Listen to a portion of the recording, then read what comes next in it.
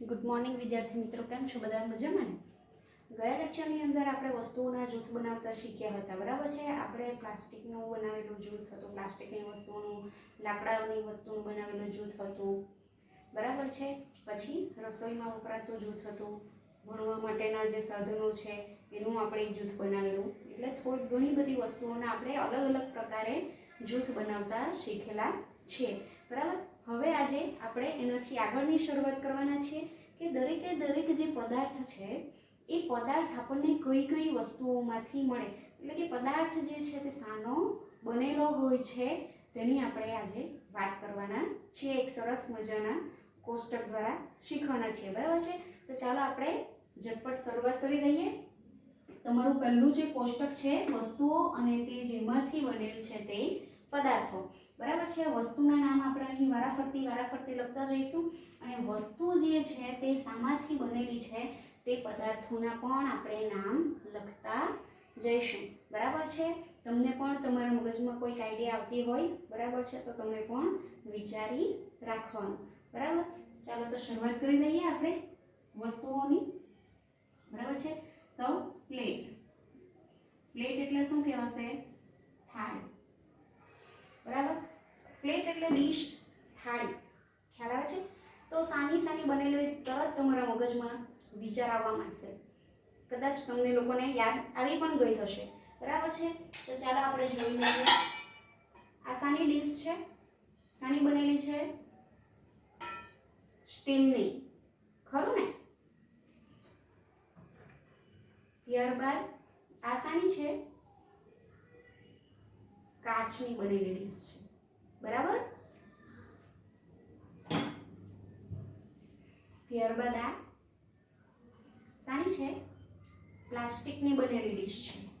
આ ઉપરાંત બીજી શાની બનેલી ડીશ આવે? પેપરની બનેલી ડીશ આવે ને? પેપર ડીશ તમે લગ્નમાં કે કોઈ ફંક્શનમાં જાઓ, બરાબર છે, તો ત્યાં તમે નાસ્તો કરો તો તમને પેપર ડીશની અંદર આપે, બરાબર છે?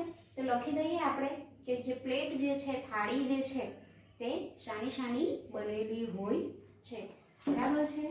સ્ટીલ, કાચ, પ્લાસ્ટિક અને પેપર, બરાબર છે? ચાંદીની પણ થાળી આવે,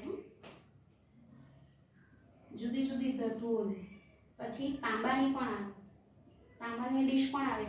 તમારા ઘરમાં દેવસ્થાનની અંદર તમે જોઈ હશે તાંબાની ડીશ, બરાબર છે? પૂજાનો સામાન જોયો હોય તમે તો એની અંદર તાંબાની ડીશનો ઉપયોગ થાય. એટલે જુદી જુદી ધાતુઓની પણ બનેલી આવે છે, બરાબર છે?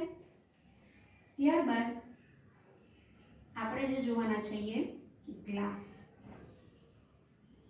બરાબર?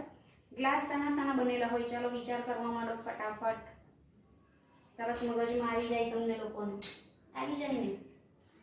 શાનો છે ગ્લાસ બનેલો?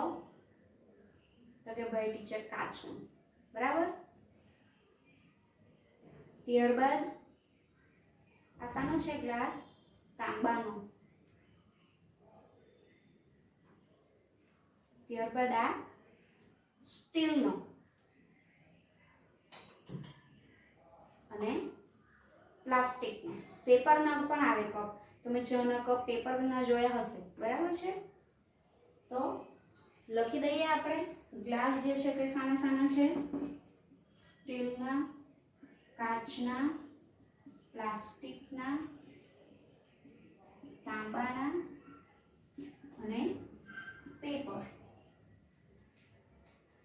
બરાબર છે? હવે આપણે શાની વાત કરવાના છીએ? બોટલ.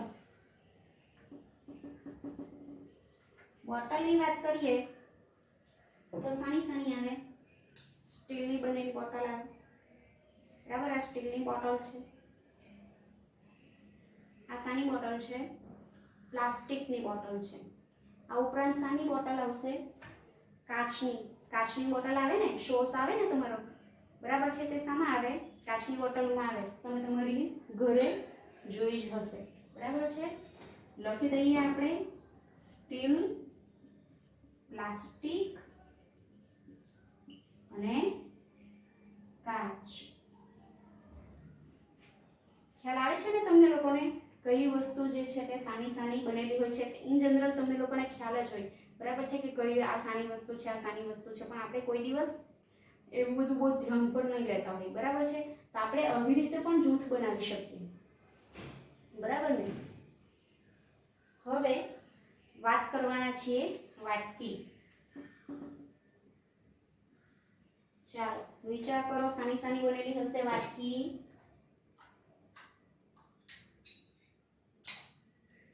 સાની છે કાચની,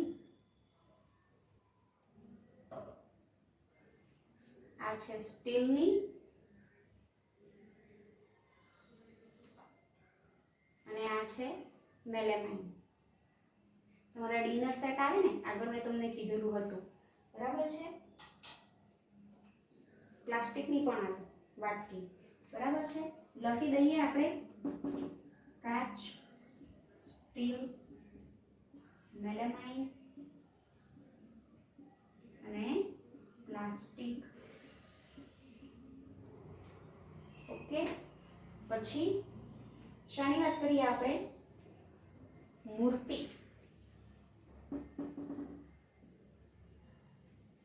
મૂર્તિ શાની બનેલી હશે? તો કે ભાઈ માની લો કે પ્લાસ્ટર ઓફ પેરિસ. ગણપતિની મૂર્તિ પ્લાસ્ટર ઓફ પેરિસની બનેલી હોય, માટીની પણ બનેલી હોય અને તાંબાની અથવા તો પિત્તળની પણ બનેલી હોય છે. આ ઉપરાંત કાચની પણ બનેલી હોય. તમે લોકો જ્યારે કોઈ શોપમાં જાઓ તો તમે લોકોએ જોઈ જશે જુદા જુદા વસ્તુઓમાંથી, પદાર્થમાંથી મૂર્તિ બનેલી હોય છે.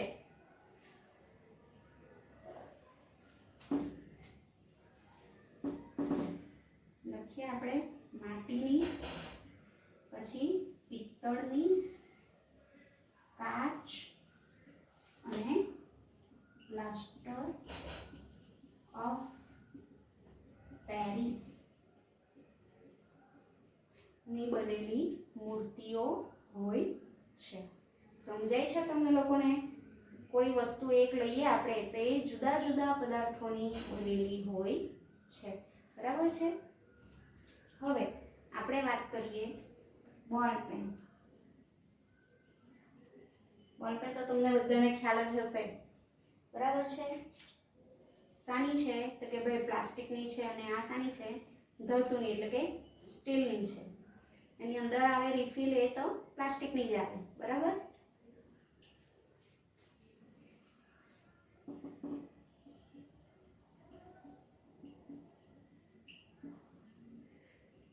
ત્યારબાદ માપપટ્ટીની વાત કરીએ તો સાની આવશે? પ્લાસ્ટિક અને સ્ટીલની. તમે બધાએ જોઈ જશે, નાની મોટી બધી માપપટ્ટી હશે તમારી પાસે બરાબર છે. તો પ્લાસ્ટિક અને સ્ટીલની બનાવેલી માપપટ્ટી હશે.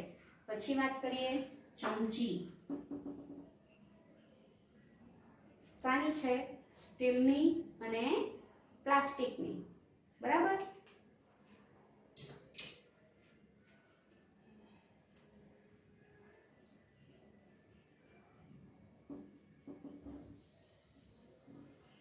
આ ઉપરાંત બીજી સાની હોય? રમવાનો બોલ હોય ને, તમે બધા અત્યારે ખૂબ મજા કરતા હશો બરાબર. સાનો હોય?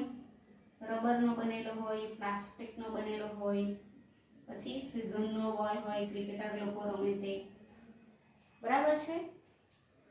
પછી વાત કરીએ આપણે પાટિયું. તમારું બોર્ડ જે હોય તે શાનું હોય? લાકડાનું અને પ્લાસ્ટિકનું હોય. પાટિયું તમે બધા લખવા માટે યુઝ કરો છો ને તમારું બરાબર છે. તો લાકડાનું અને શાનું હોય? પ્લાસ્ટિકનું બનેલું હોય છે. આ ઉપરાંત ખુરશી છે, ટેબલ છે, શાના બનેલા હોય? લાકડાના હોય અને પ્લાસ્ટિકના બનેલા હોય બરાબર છે.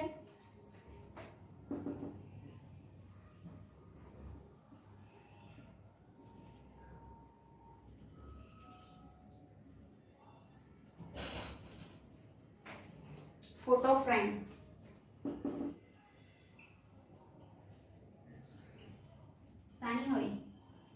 પ્લાસ્ટિકની હોય, લાકડાની હોય, કાચની હોય, બરાબર. તમારા ઘરે હશે જ ફોટો ફ્રેમ, તમારા પોતાના પિક્ચર, બરાબર છે.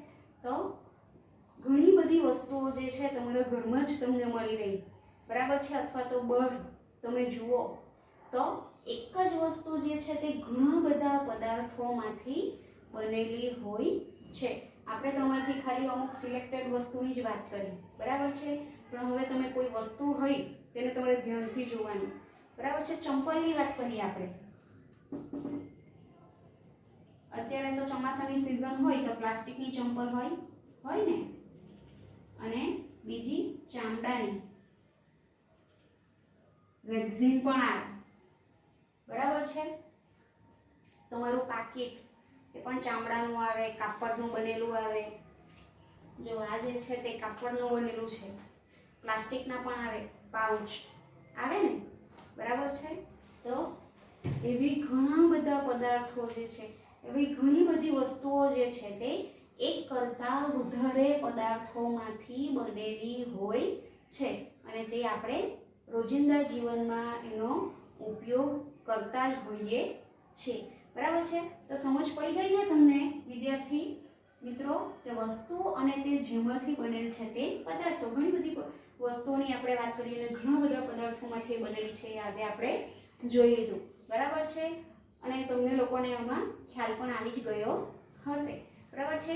હવે આપણો આજનો આ ટોપિક જે છે તે અહીં આગળ પૂર્ણ થાય છે. હું તમને PDF ફાઇલ મોકલીશ, તેમાંથી તમે તમારી નોટબુકમાં નોંધી લેજો, બરાબર છે. અને ફરી પાછા આપણે નવા ટોપિક સાથે મળીશું.